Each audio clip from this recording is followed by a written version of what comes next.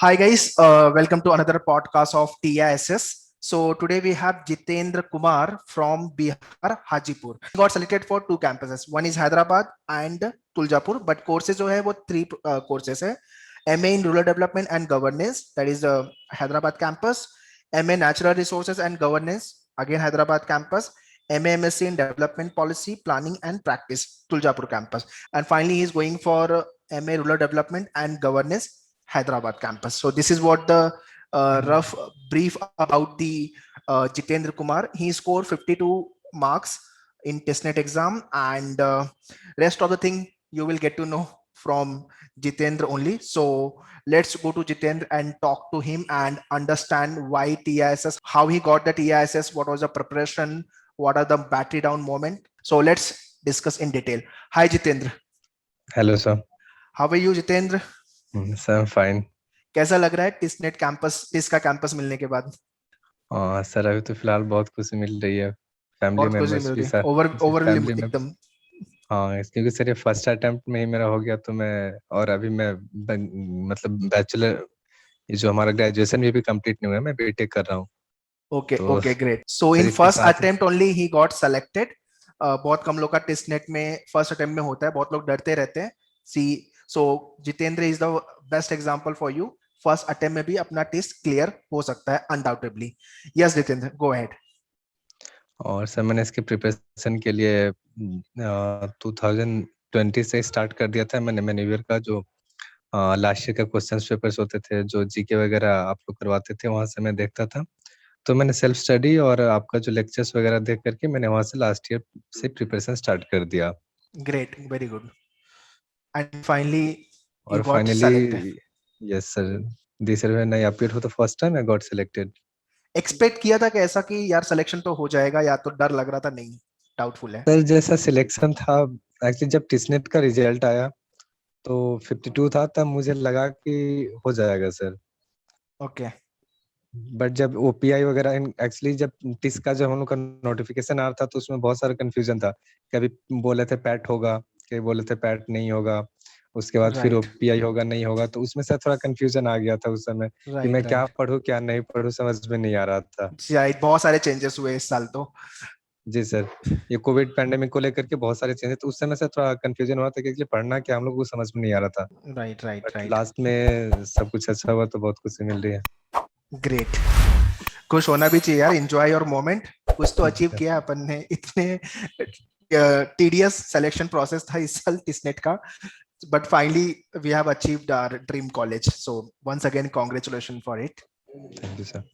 Okay, tell me about your preparation journey and what was your battery down moment? मतलब यार अब लग रहा था कि प्रिपरेशन नहीं होगा, गिव अप करने वाली फीलिंग आ रही थी, ऐसा कभी कुछ हुआ था? मैं एक्चुअली स्टार्टिंग जब लास्ट ईयर से स्टार्ट किया तो मैं 2 घंटे सुबह में और 2 घंटे शाम 9-10 बजे के बाद प्रिपेयर करता था।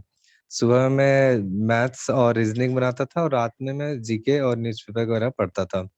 ओके। तो ऐसा करते करते सर जब मैंने इसका लास्ट ईयर क्वेश्चंस देखा तो मुझे लगा कि हो जाएगा। आइडली पीपल रिवर्स करते हैं, जीके और इंग्लिश को सुबह करते हैं, मैथ्स और रीजनिंग रात में। But in your case it is different. ठीक है, जी जैसे प्रिपरेशन करने का अपना फ्लो है वो रहना चाहिए। इट्स ओके या। जी।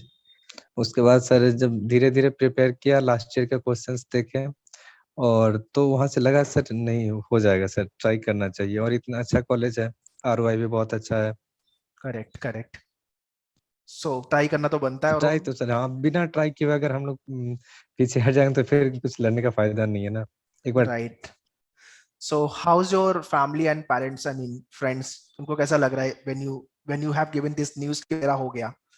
सर अभी तो घर में सब बहुत खुश है फैमिली वगैरह तो बहुत खुश है क्योंकि फर्स्ट टाइम में ही हो गया और वो लोग एक्सपेक्ट भी नहीं कर रहे थे कि टिस ये मिलेगा।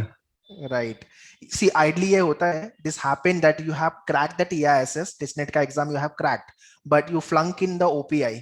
सो जी sir. Again you have to write next year TISSNET, तो वो एक स्टेप फॉलो करना होता है। सो मेक श्योर कि दोनों स्टेज अपने क्लियर होने चाहिए फॉर दी सिलेक्शन। टिस का इंटरव्यू भी काफी टफ होता है।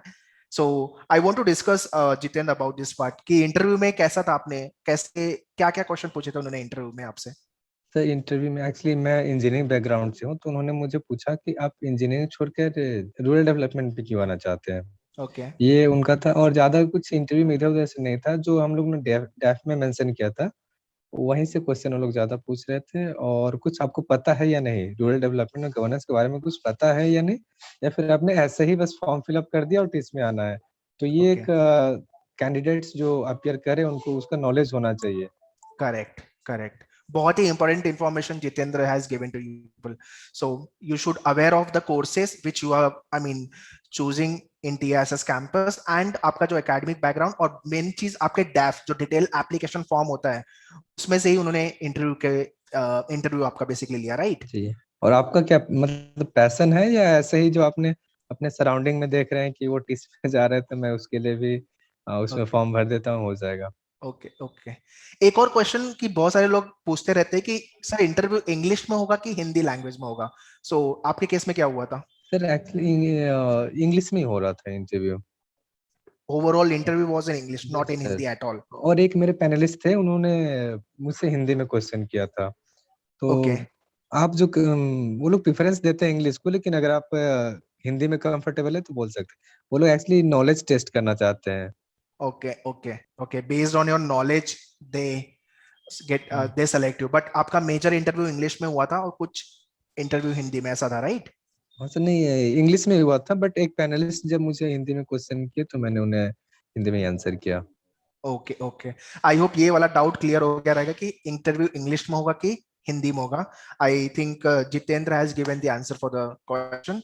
Okay moving forward Jitendra regarding the mock test and daily routine for your TISSNET preparation how was this I mean कैसे था ये आपका पूरा प्रिपरेशन की जर्नी कैसी थी कैसे डिवाइड किया सर था आपने। हाँ, मैंने पूरा सिलेबस कंप्लीट कर लिया था दिसंबर तक। उसके बाद दिसंबर से मैंने स्टार्ट किया मॉक लगाना। ओके दिसंबर से मैं डेली प्रैक्टिस करता था, एक एक मॉक मैं, क्योंकि वो 1 आवर का था। तो मैं डेली एक एक मॉक देता था, और उसमें मेरा स्कोर 60-65 अबव आता था। जब मैं देखा जीके में थोड़ा जीके में उतना बेटर नहीं आ रहा है, तो मैंने जीके पे ज्यादा फोकस किया। उसके बाद सब ठीक ही गया। Okay okay so this is what your preparation basically मतलब एक बार जी पूरा सर। सिलेबस दिसंबर तक हो गया था उसके बाद मॉक और फैब में तो अपना एग्जाम ही था। जी सर, फैब 20 को ही एग्जाम था।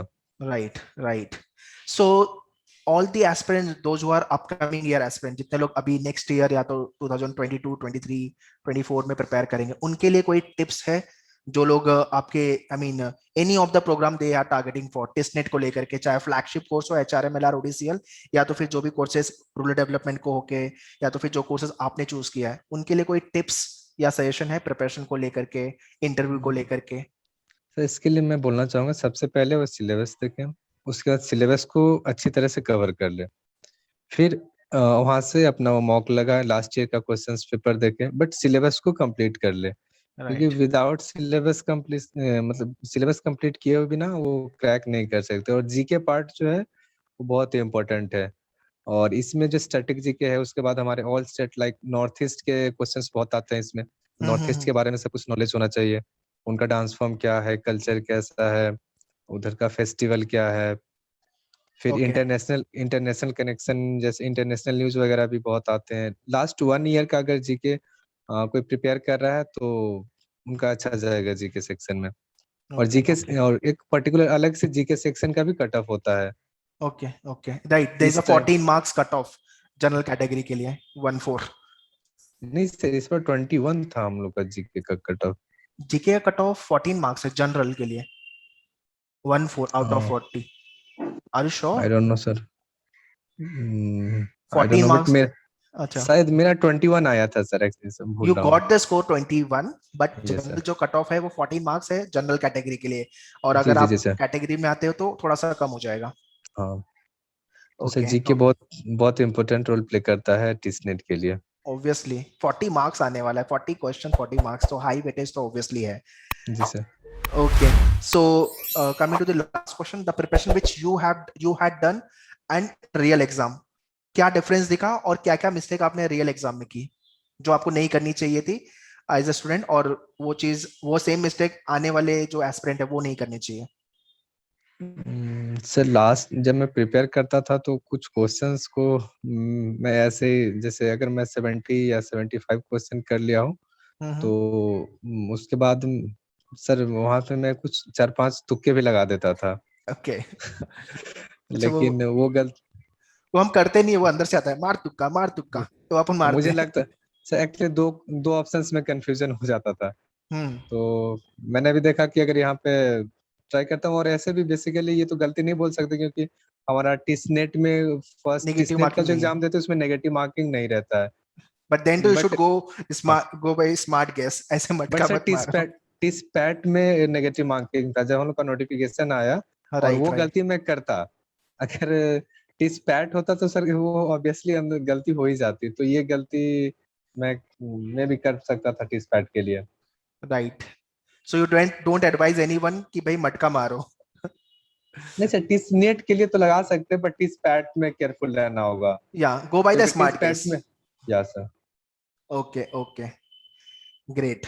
सो रियल एग्जाम में ऐसा लग रहा है कुछ और मिस्टेक्स हो गई थी जो आपको नहीं करनी चाहिए थी when you are attempting the real हाँ सर, पेपर। एक्चुअली मैंने, हाँ जब मैंने मैथ्स का क्वेश्चन सॉल्व कर रहा था तो वहाँ पे कुछ कुछ क्वेश्चंस में मैं ज़्यादा टाइम वेस्ट कर दिया। जैसे वो मे भी वो क्वेश्चन को मैं लास्ट में करता, बट उस क्वेश्चन में मैंने 2-3 क्वेश्चन ऐसा आया था जिसमें मैंने 5-5 मिनट टाइम लगा दिया, जिसकी वजह से लास्ट में थोड़ा टाइम मैनेजमेंट सही से नहीं हो पाया। ओके क्योंकि ओके। हर क्वेश्चन का इक्वल वेटेज रहता है, अगर हमसे नहीं बन पा रहा है तो हमें उस क्वेश्चन को लास्ट में ट्राई करना चाहिए, उस चाहिए और उसे सॉल्व करना चाहिए। क्योंकि जो भी हम लोग का कम्पिटेटिव एग्जाम होता है ना, उसमें ये नहीं देखते कि कौन किस क्वेश्चन को सॉल्व कर रहा है, उनको मार्क्स से मतलब रहता है। और Absolutely right. So that's all.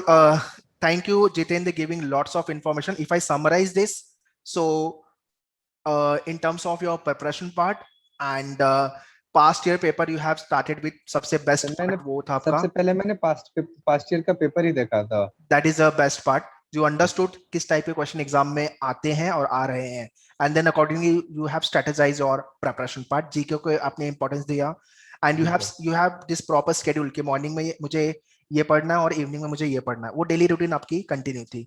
उसके जी सर। बाद मॉक टेस्ट पे सिलेबस आपने दिसंबर तक कंप्लीट किया, then mock test you started working more on, so hmm. उस पे आपने अच्छा सा एक वर्कआउट किया, एंड इंटरव्यू की प्रिपरेशन भी आई मीन अपने अच्छे से की। ओपीआई के लिए जब आपका यहाँ पे मेन्योर का ऑनलाइन हुआ था इंटरव्यूज, सो उसमें भी आपको काफी मिस्टेक्स, सर मैंने मॉक इंटरव्यू भी दिया था मैन्युअल के साथ, तो जो भी तो मिस्टेक्स थे जैसे वहां से मुझे रेक्टिफाई करवा दिया गया, तो मैंने उस पे जब ओपीआई दे रहा था टेस्टनेट के साथ, तो मैंने उसे रेक्टिफाई करके और उसे दिया। ग्रेट। तो वो सारे मिस्टेक्स आई मीन अपने अवॉइड की इन द रियल मॉक आपका जो इंटरव्यू हुआ था, बिल्कुल। और इंटरव्यू में you have taken both the language, I mean जो बच्चों के डाउट होते हैं कि भाई इंग्लिश में बोलना है कि हिंदी में बोलना है, so you mention this part कि मेजर आपके इंग्लिश में थे, अगर पैनलिस्ट ने अगर क्वेश्चन हिंदी में पूछा है तो you have replied that part, जी सर। एंड मिस्टेक्स को लेकर के तुक्का मटका नहीं मारना है, स्मार्ट गेस से नहीं। जाना है इस नेट के जी एग्जाम में, sir. Although there is no negative marking, तो अपने को सारे क्वेश्चन अटेम्प्ट करने हैं। This is what the whole summary of the podcast. So that's all guys from Jitendra, and I hope ये वीडियो देख के, ये पॉडकास्ट देख के, you will be learning many things. Still, if you have any doubt and query, you can write in the comment box. We'll keep on improving and asking the same type of the question. बहुत सारे podcast आने वाले हैं आगे भी इस net को लेकर के, so stay tuned with the channel, and all the very best. Thank you, Jitendra, for joining us and giving lots of information regarding your testnet journey, पूरी preparation से लेके selection तक की. Yeah, thank all you the sir. best for your career. Thank you sir.